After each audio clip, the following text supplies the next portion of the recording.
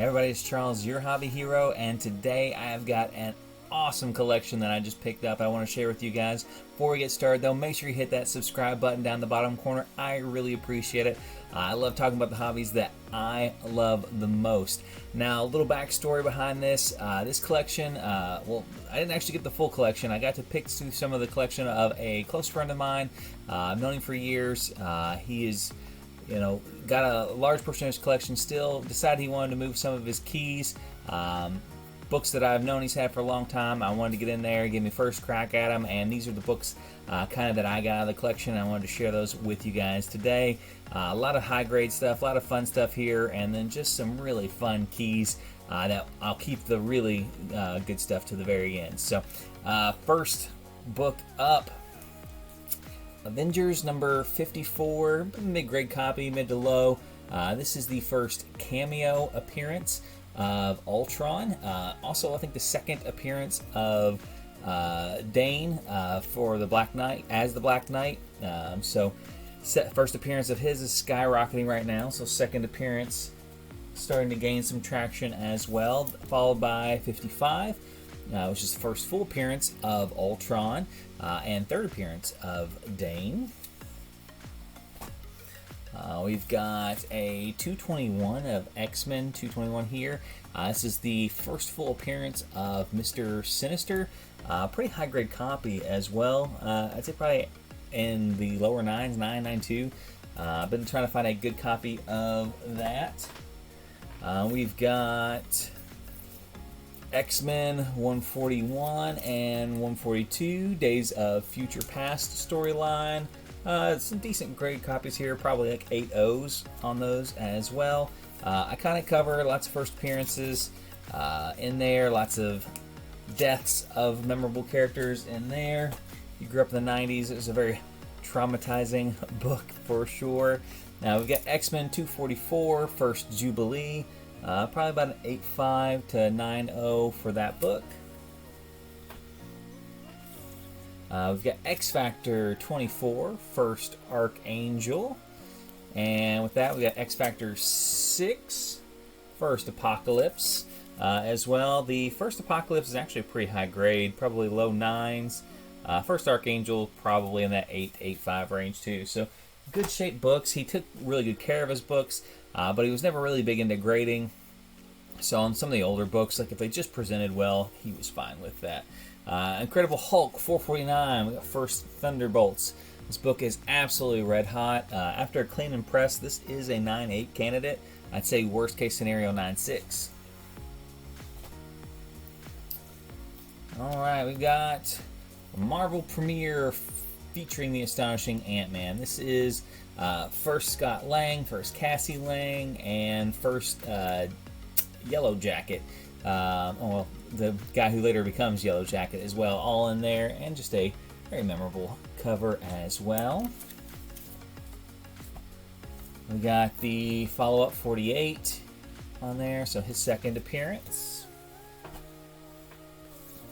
We got Spawn number 1, first Spawn in his own book. If you go into like the Malibu Sun appearances, but this is what most people will consider Spawn's first appearance. And then right behind that, we have Spawn number 9, first appearance of Angela. And this one too, probably 9.6, maybe 9.4, maybe press and clean to get the higher grade. All right, next one up is Nova number 1, just the first solo title featuring this Nova, Sam Alexander. All right, next one up is Howard the Duck number 1. First appearance of Gwenpool in comic. She was on the cover of Deadpool's Secret Wars, but she wasn't actually in the book. It was just art that they used for it. Next we have Bloodstone number 1, number 2, number 3, and number 4. The whole run of Bloodstone, all in high grade, all 9.8 contenders. Obviously, first appearance of Elsa Bloodstone. We've got Alias number 1. This is another 9.8 contender. we have got Sentry. We have the whole miniseries of Sentry. This cover is historically very hard to grade. This is definitely a 9/8 contender after a press and a clean. There are no color breaking spine ticks. There are some spine stresses on them, but I think I can get those out. Hopefully get that submitted. We got a full run of that Marvel Knights Sentry and number 5 there, and then we have the Sentry versus the Void as well that he had in there. We have the first 14 issues of the Invincible Iron Man. Notable ones in that run. We have Invincible Iron Man number 7. First cameo appearance of Riri Williams, the first print. And then number 9. First Riri Williams in that book there. So we have a first 14 issues with those 2 big ones in there. Not much else in the ways of significant keys in that run. Now some fun ones for my personal collection here is Amazing Spider-Man. First appearance of Shocker. This is probably, a 4 grade book here. I don't know if I'll get this one graded or not. Probably will, just because I like having my Spider-Man stuff graded. Easy enough to read elsewhere if I ever want to check out the story and reminisce. We've got Amazing Spider-Man 113. This is the first Hammerhead on that one there. Again, this is probably 6, 7, possibly even like a 7.5 copy of that one here. Not a new book to the channel at all. Amazing Spider-Man 194, first Black Cat. I've said it once, I've said it 100 times. This is probably the most undervalued key that is out there right now. Very hard book to grade. Very popular character. Just an amazing cover for a first cover appearance. And I said just nothing but upside on this particular book. I've been picking them up whenever I can find them at a good price. Everyone knows this book here, Spider-Man 252. Spider-Man in his first black suit. Excellent condition. It's probably like an 8.5, maybe 9.0 copy of this book. Surprisingly enough, I do not have this book. It's one of those ones where I've always tried to find one at a price that felt right at the time, and it's just always so popular. It always goes a little higher than I'm willing to go for. Here's another book I have struggled to find in good condition. This is the Spider-Man Free Comic Book Day, exclusive for 2007. First full appearance of Mr. Negative, one of my favorite characters and villains from the Spider-Man series. I think he's pretty undervalued right now. I think he's got that staying power. He's one of those villains. Due to the nature of his villain powers, he can kind of hang around and still be a big threat. Similar to like the Lizard, where when he's in his bad form, he's really, really bad. But because he has the alter ego, he can kind of power down, and they can let him survive in the background without having to kill him off. I.e., like Null, who was this insanely powerful person that you had to kind of kill to progress the storyline any further than what he was disrupting. And then we have the Peter Parker Spectacular Spider-Man, first appearance of Cloak and Dagger, another one of the Spider-Man keys that I did not have. All right, now for some of the other books here, we've got G.I. Joe number 1. This is the regular print. This is probably 8.5 candidate here after a good press and clean on that book. We have got Thor number 1 here. Obviously with the Thor Love and Thunder coming out, this book has been red hot. First Jane Foster as Thor. This book is a 9.8 candidate for sure. So I kind of keep these in order of suspense. We've got Mighty Thor 337.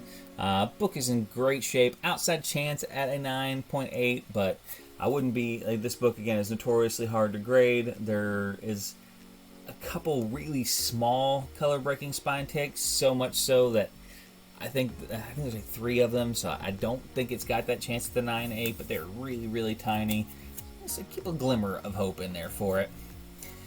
This one here, though, this 266, this is about as slam dunk 9.8 as you can get. Not a spine stress on the book. Corners are sharp, no staining, bright, vibrant colors. This one here, I think, is going to be a solid 9.8 candidate. First-ish appearance of Gambit, depending on which way you fall, but definitely the coolest first Gambit cover. Alright, now here is an interesting one here, Werewolf by Night. This is first Moon Knight. This book has been red hot right now. This one actually has an ink error all the way down the side of the book. Let's see if I can get it up there. You can see that blue ink that comes there. It's overspray on it. It is not stained or spilled on it. Sometimes when they're doing the comic books, you get, you'll see it's up here on the top too, that overspray. They actually will not deduct at CGC for that grade. And aside from that, like, this book is extremely clean. Unfortunately, it does have a color break, very thin color breaking crease right through there. That'll be the biggest hindrance for its grade, but otherwise a beautiful copy of Werewolf by Night. And then last, but certainly not least, we have a giant size X-Men number 1. We got first appearance of Colossus, first appearance of Storm, first appearance of Nightcrawler. This book needs very little introduction whatsoever. Not a super high grade copy, but a great copy nonetheless. Some staining on the front, definitely some color missing off the front cover, but the cover is intact. It's attached. The spine is mostly in good shape, a little bit of fraying on there, but a beautiful, iconic book that I am happy to get clean, pressed, and out to get graded. So I had a ton of fun picking this up. A lot of books I had been looking for, kind of all from one place, and anxious to see what kind of grades these come back, and I'll keep you guys posted.